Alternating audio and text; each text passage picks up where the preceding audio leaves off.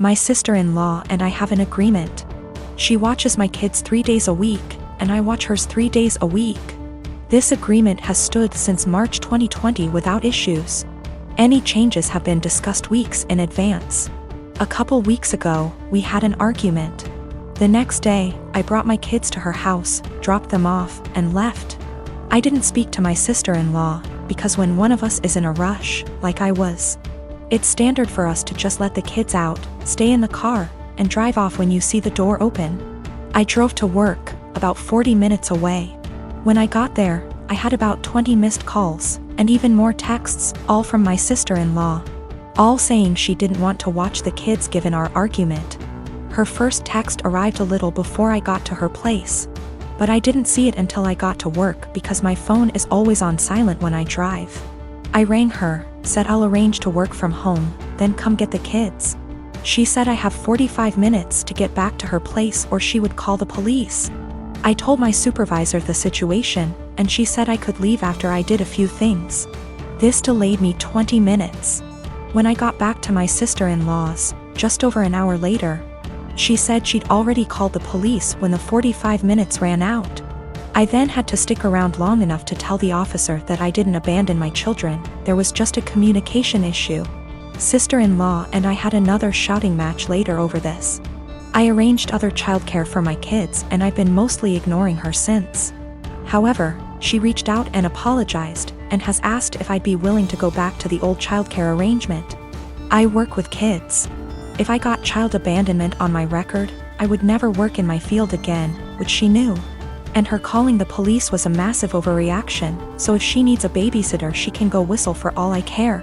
She said that if I checked my phone, talked to her that morning, or came back when I was supposed to, she would not have needed to call the police, and I did this to myself.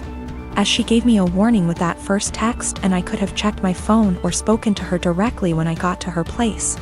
All of which she says she would have done if she were in my position, given that we'd argued the night before. I've told her that if she thinks I'm babysitting for her, she's delusional, and she's on her own.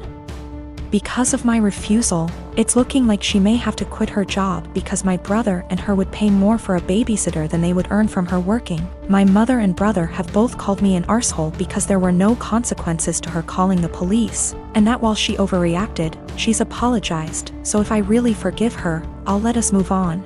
This income loss would also mean that she, my brother, and my niece and nephew might need to move somewhere cheaper.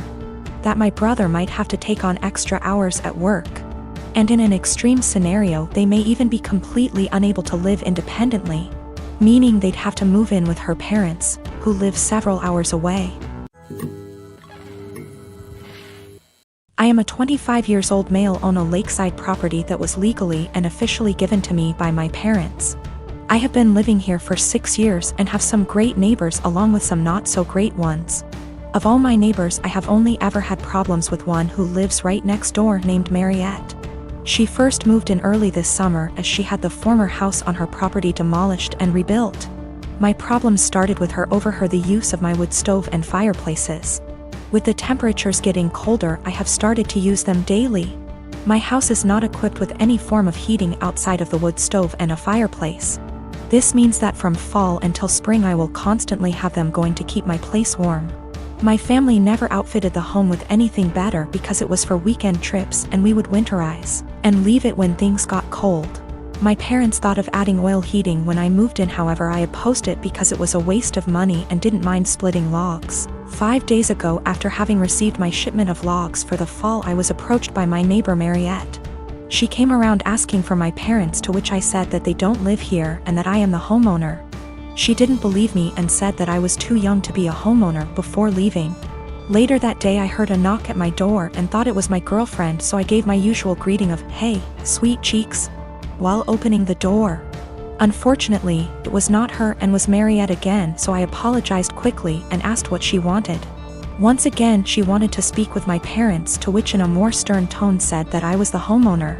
This time she finally got it and said that I am violating HOA policy by using wood-burning fireplaces indoors and outdoors. In response, I said that as new as the house looks I am not a member of the group and that the town permits fireplaces and burning yard waste. She then went on to ask why I even needed them because they do nothing but harm the environment. I went on to explain that while the house exterior looks new, the house actually has been around since 1930 and still uses a wood stove and fireplace heating. She didn't believe me yet again and said she would be back with an inspector. Yesterday, once again, she came with another person who introduced themselves as an HOA inspector.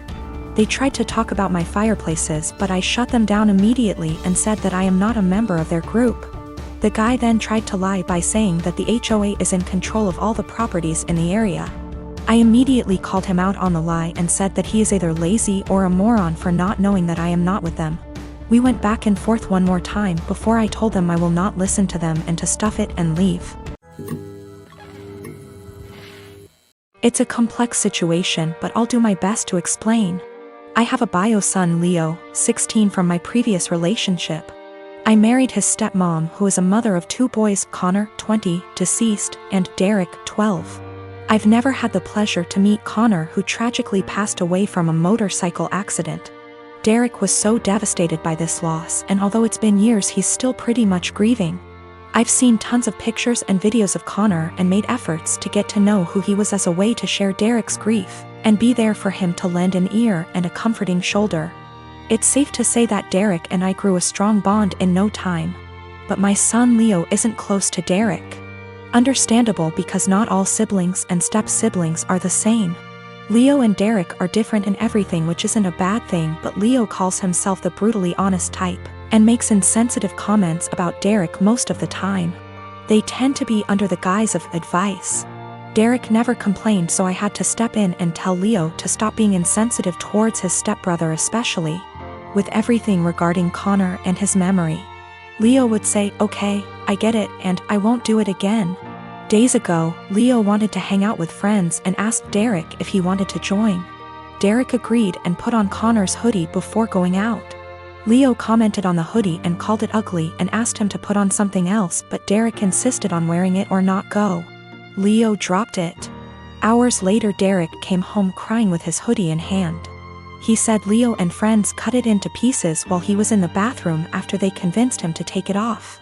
I was furious. I asked Leo and he said it was his friend's idea, then said he had to do it since Derek wears it everywhere, and it looked old and embarrassing.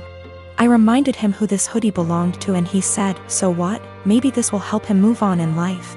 I told him his birthday was cancelled and his friends aren't welcome anymore. He pitched a fit saying his birthday was a right, not a privilege, and I can't cancel it. He had my ex criticize my decision and wanted to host his birthday party, but I refused because he's grounded, so no party anywhere. She and her family called me awful and ridiculous and asked me to think how Leo will hate me for this, but I insisted he needed punishment for putting his stepbrother through this. My brother is a very hardworking man, and at 27 he is now very wealthy and doing well for himself. He's been with this girl for 6 months, and throughout the time we have gotten close because we both like hair, makeup, and shopping.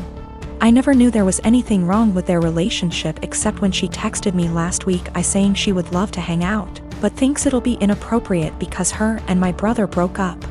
I asked her why, and she said she was sick and tired of auditioning to prove she was with him for the right reasons. She went on to say that my brother is paranoid she's after his money, so he would test her, like leaving out his bank statements on their bed and getting upset when she picked it up, going out to eat at high-end restaurants he requested, and leaving his wallet on home at purpose to make her pay the bill and prove she's not going out with him for money, never buying her gifts and questioning her when she asks why he doesn't. I was shocked, so I had to hear my brother's perspective. We spoke and he told me everything she said was true and that there's nothing wrong with making sure his girlfriend is with him for the right reasons. He said he left his bank statements on the bed and was peeking through the door to see if she would be curious, and when he saw her pick up the papers he knew in his gut she was using him for his money. So he set up the restaurant idea to see if she would get upset at paying a $500 bill, which she was. I asked him if he thinks her being an elementary school teacher could have contributed to her being upset at a $500 bill at a restaurant he wanted to go to, and he said no. He said the straw that broke was when she asked him why he hasn't bought her a single gift since they've started dating, when she bought him a gaming console and new rims for his car and he knew she was just discreetly asking him to buy her an expensive gift. He confronted her and said he thinks she's with him for his money, so she said let me do us both a favor and dumped him and blocked him. He's upset about the gold digging.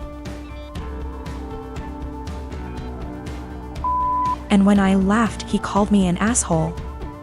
He said I would never understand what it's like being a rich man and being used, and I get that concern, but I told him if he thinks any woman will be okay with his tests and auditions, he's delusional as hell. If he doesn't want to be used for his money, he should start dating people as wealthy as him or leave lower income people alone. If he's not going to be genuine in his relationships unless they pass his test.